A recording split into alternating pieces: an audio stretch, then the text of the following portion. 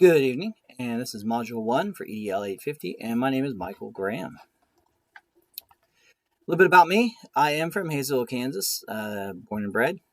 I came back after getting my degree from Bethel College in history and my teaching degree from Wichita State to teach where I went to middle school at here in Hazel, and I also coach at Hazel West as the head soccer coach there at the middle school. A little bit about me. I am all about soccer, watching it, playing it. Just got off work refereeing it, and I also love some Star Wars. A little bit about me more. I'm married, father of 3 human children, and 8 fur babies. Make that 10. We did just add 2 new ones, but we're not keeping them, so it'll stay at 8. My wife, Tasha. I have 3 children, Emma in the middle, Luke on the left, and Chase on the right. I have 4 dogs, Pele, Philo, Bella, and Chewbacca. Bella and Chewbacca are both St. Bernards. You did see Chewbacca on the page before. I also have 4 cats. We have Karma, our old calico cat, and we have Cookie, Oreo, and Eden, pictured there with my children. And, of course, Oreo just had babies. So we have a couple extra fur children in the house right now. So today we're going to talk about government control in education. Federal support in education mainly comes from funding, most of which is about 8% of total funds. It comes from the Department of Education, as well as a little bit from federal agencies like the Department of Health and Human Services with our Head Start program, if you have one of those in your district, as well as the Department of Agricultural School Lunch Program, which I know has been massively important here in Hayesville. Federal improvement, of course, involvement is mainly focused on the sections pertaining to the Every Student Succeeds Act, which just passed here in December of 2015. Before that, the Department of Education was founded in 1979, and its biggest involvement mainly came from dealing with those issues of civil rights with Brown v. Board of Education, making sure that we got rid of the separate but equal and started integrating schools, as well as Title IX and other class action lawsuits like that to give equal opportunity for everybody. They're kind of the big overreach that we see and the money behind everything. State support in education. Most states are constitutionally in charge of their own education system, as is the 10th Amendment specifically lays out the fact that any right that is not laid out specifically by the Constitution is then under the jurisdiction of the state, and education falls into that category. In practice, state governments actually often choose to delegate most of their authority to local school districts until that local school district proves that either it cannot handle it or it is failing. I.e. poor graduation rates, poor test scores, things like that. Common Core state standards are another way in which our state does apply to them, especially for me. I teach Kansas history. They do kind of lay out those things that we have to teach and cover. And, of course, state departments of education also create our school districts and give us our dividing lines. Next is local support in education. Local support in education mainly focuses around school boards and school districts. Some states, those are geographical lines, and others, they're just randomly drawn due to administrative boundaries.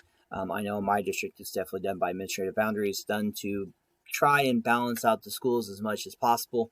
However, they don't do a very good job of that, as my middle school where I teach at has about 300 more students than the other middle school in the same city.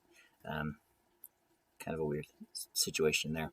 According to the latest report from my district, we receive roughly 12% of funding from local sources, and those funds are divvied out by the school board itself and their budget committee. Starting with who's in charge. Let's go look at the federal level, and of course, is the Secretary and the Department of Education. They both play a leadership role. Secondly, they also like to pursue their twin goals of access and excellence through administration, making sure that everybody has access to what they need and to make sure that it is of the highest quality. All the way from preschool, all the way up to postdoctoral research. The department also has a small staff of the 15 cabinet agencies, which I found incredibly interesting. And it has the 3rd largest budget, so that's kind of interesting. Currently headed by Dr. Miguel Cardona, recently approved under Joe Biden. All are paid positions. State Chief. Who's in charge of the state? That is the Kansas State Board of Education, and of course they have their current chair, Jim Porter, and Vice Chair Janet Wow. and they appoint a commissioner. Dr. Randy Watson is our current commissioner. If you didn't watch his videos during the quarantine, I highly advise them. They're great educational tips and tricks, and I got to meet him not too long ago. It was a great pleasure. He's a great mind in education. The mission of the school board, of course, is to inspire Kansas students to be lifelong success stories through rigorous quality academic instruction. Paid positions are not allowed under Kansas law, and they are only public officials that do not get paid. I found that quite interesting. And this section, along with the local section, have the most control over our education. Local chief, pictured there on my right, is Dr. John Burke. He is our superintendent. He is appointed by and elected on by our Board of Education, which is elected positions, unpaid, of course. All board members do subject to all of those elections. We have ones coming up here soon. I think we're going to lose a few board members after the way they handled the COVID issue, but that's neither here nor there. And the power lies with the board and the district because they make all the policies for it. They make and approve all the policies for our district. This section, along with the state section, have the most control over our education. Influence. The federal government has the most influence over 6.3 as it primarily focuses on those implementing laws, rights, policies, and regulations to promote student, adult success and well-being. State level holds influence over 6.2. It's an equitable resource plan that supports school improvement and school development. They're kind of the ones that give us our budget at the end of the year and tell us how much we're going to have and all that to divvy up between the schools.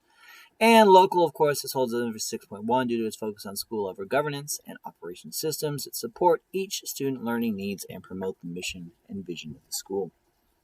All of this goes into helping make sure that all the students and adults have equal rights to learn and equal access to the resources needed to provide that education. So my final statement is correlation. This statement fell in line with learning objectives as it makes us research the way in which the schools we work in are funded and ran. It is also connected with the looking into certain laws and how they directly affect the education realm. Relevant. This is one of the most relevant assignments I've had in this program as it did kind of fall right in line with the title of the course. Really helped profess my knowledge of the laws that have helped shape the schools that I have worked in. And lastly, of course, this assignment will be a great one to look back on to make sure that my students have the funds they need and that we are in line with all of those laws I've mentioned prior. And of course, lastly, there's my bibliography, and it is 2 pages to make sure that everybody can read all of those. Thank you guys. Have a wonderful night, and we look forward to having a great season